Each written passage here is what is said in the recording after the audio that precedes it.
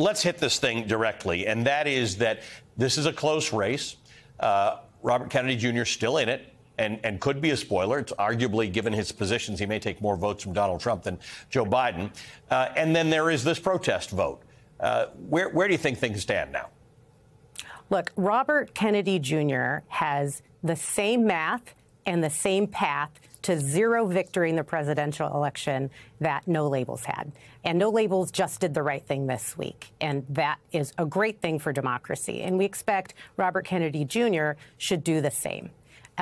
There is, as you said at the top of the last moment there, Ali, there is no pathway for a third-party presidential candidate in this two-party system to secure the 270 electoral votes needed to win the presidency.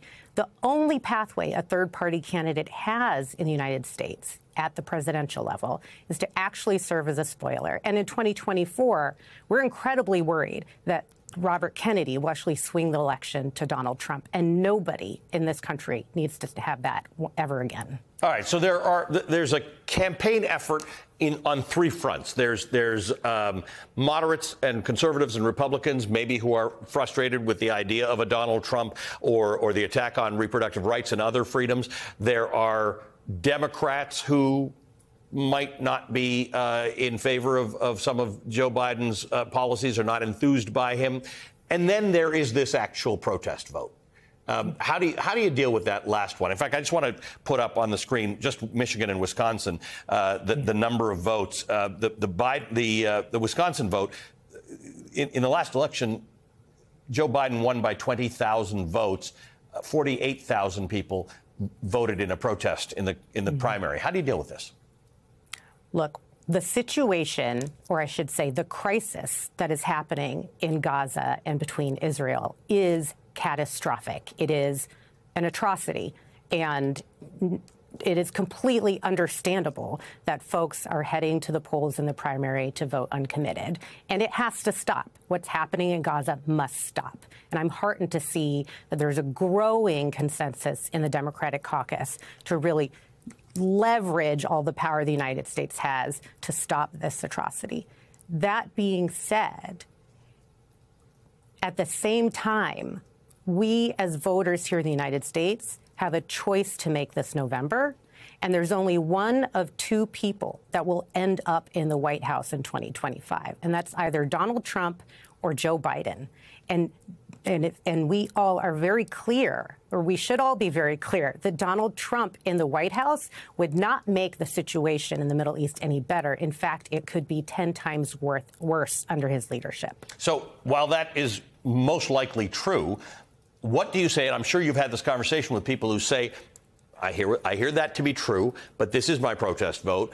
And there's got to be a way to hear that without diminishing the idea that the other guy is going to be worse, because maybe nobody wants the other guy, but there would be some satisfaction, as you said, with RFK Jr. being a spoiler. There may be some satisfaction to a whole bunch of Americans who say, I prevented him from getting reelected. How do you have that argument? How do you hear them and make the argument you just made?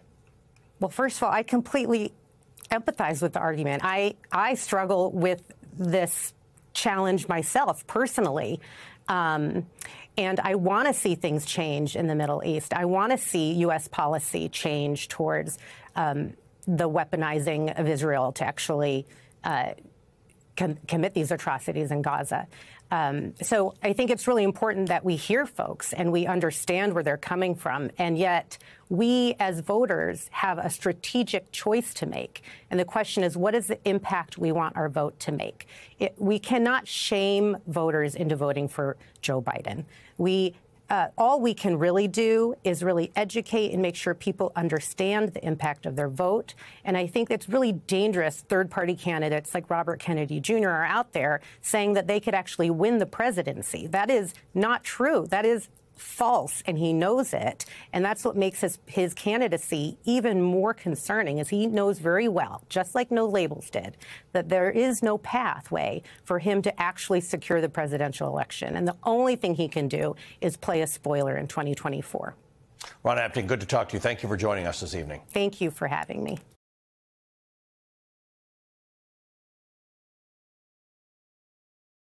Hey everyone, MSNBC has a new and improved app. You'll get real-time alerts and analysis, live blogs, in-depth essays, video highlights, and the best 2024 election coverage. Download the new MSNBC app. Here's how to do it. You tap on the App Store on your phone.